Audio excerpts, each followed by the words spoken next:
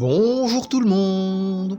Eh bah oui, encore une fois, en voiture, comme la dernière vidéo de ce type, donc j'avais bien dit qu'il y avait encore une vidéo à venir avec ce point de vue, un point de vue qui va me permettre de montrer un peu et de mettre en parallèle avec le côté cycliste. Bah oui, on est quand même sur une chaîne dédiée au vélo couché, entre autres.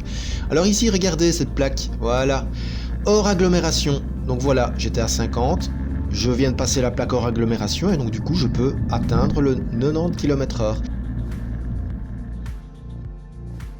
Alors quelque chose que j'ai souvent remarqué et qui est quand même franchement utile pour économiser ses freins quand on roule en voiture, donc voilà, je suis à 90 km/h et voilà, je suis averti que bientôt ça va passer à 50. Donc du coup, qu'est-ce que je fais?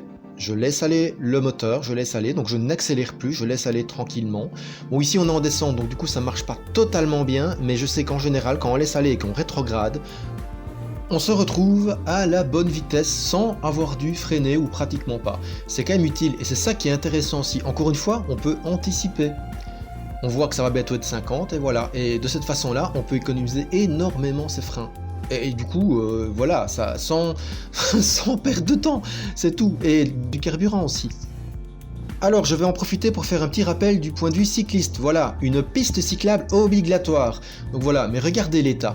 Et il faut savoir qu'un cycliste peut très bien ne pas utiliser une piste cyclable obligatoire à partir du moment où son état la rend inadaptée à la pratique du vélo. Et clairement, vu l'état là, on peut très bien se poser la question et se dire ah peut-être que non. Donc il ne faut pas non plus constamment tomber sur le dos des cyclistes qui n'utilisent pas les pistes. Alors une séquence que je mets ici parce que regardez la Kangoo, elle était au centre du rond-point, je lui ai quand même cédé le passage, bah oui parce qu'elle était dans le rond-point, et même si elle était au centre du rond-point, elle avait priorité sur moi, il était hors de question que je me lance dans le rond-point si elle était déjà dedans. C'est comme ça, parce que sinon effectivement le problème c'est qu'elle se retrouve coincée au milieu, elle doit faire des tours gratuits, ben non. Céder le passage sur les véhicules qui sont dans le rond-point, même quand ils sont à l'intérieur. C'est comme ça, voilà. Alors ici, bah, je garde mes distances, je vais tout doucement dépasser donc le véhicule qui est là à ma droite. J'ai évidemment un autre qui me colle comme pas possible, alors que bah voilà, je dépasse, mais sans dépasser la vitesse maximale autorisée. Il suffit d'être patient.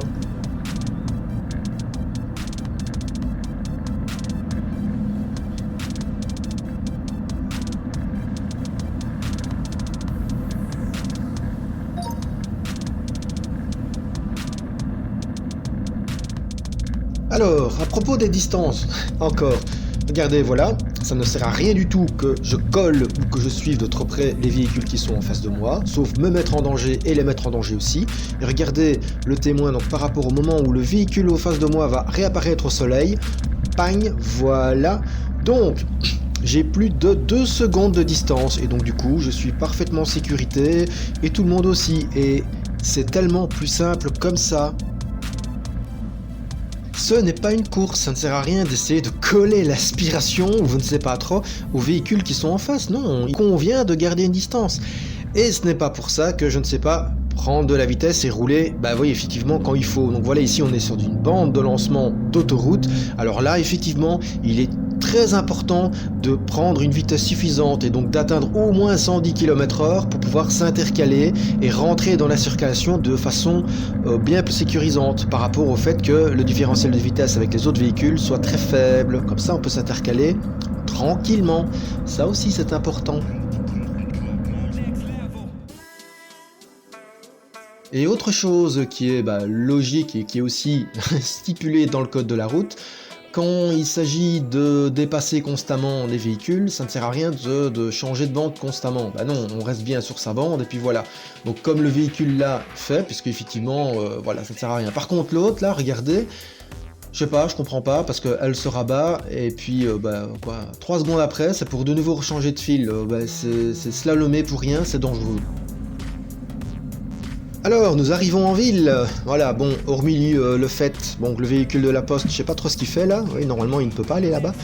Ici, je vais comptabiliser en fait le montant de réaction et le temps de freinage aussi. À savoir que le temps de freinage, là, ici, c'est clair que j'y suis allé vraiment cool. C'est un freinage doux. Parce que justement, j'ai pu anticiper suffisamment à temps.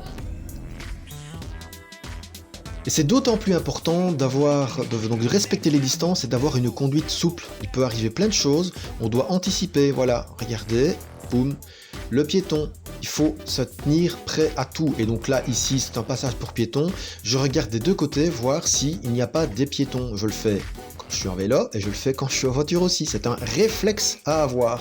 Passage pour piétons, on regarde des deux côtés, c'est tout, c'est un réflexe qu'on doit avoir. Un autre réflexe qu'il convient d'avoir, c'est que quand on arrive à un feu rouge, on doit regarder, voir ce qu'il en est. Et voilà, je vois que l'orange passe.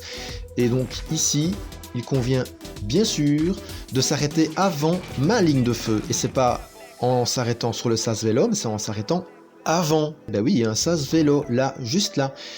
Et le but du sas vélo, c'est de permettre aux cyclistes qui voudraient éventuellement tourner à gauche, hein, entre autres, de pouvoir se placer correctement et devant la circulation pour être bien visible, et comme ça il est le premier à démarrer, ce qui évite aussi de bouffer les pots d'échappement, ce qui est quand même appréciable aussi. C'est comme ça, c'est le code de la route, voilà, et qui stipule et qui prévoit que les cyclistes se mettent devant la circulation. Ça sert à rien de râler pour ça. Et en termes de distance et de respect, regardez, voilà, quand la voiture passe la plaque d'égout, ben voilà, et je comptabilise 2 secondes, même plus que 2 secondes de distance. Alors j'ai déjà eu des véhicules ici qui me suivaient à moins d'1 seconde, hein. Et bien sûr, forcément, j'ai râlé et j'ai engueulé l'individu, ce qu'il n'y a pas plu, mais je suis désolé, les distances, ça se respecte, c'est important.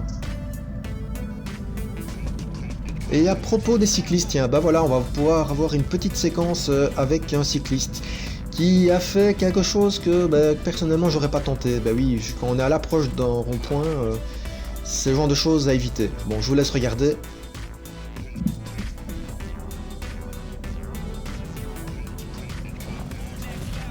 Oui, il aurait dû rester derrière la camionnette.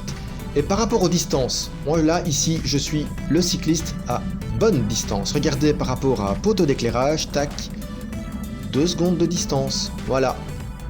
C'est pas compliqué, hein, et ça ne me fait pas perdre du temps, et quand je peux le faire, je le dépasse, je me lance, je me reporte fortement sur le côté, je laisse 1 mètre de distance, et je me reporte, voilà, pas compliqué.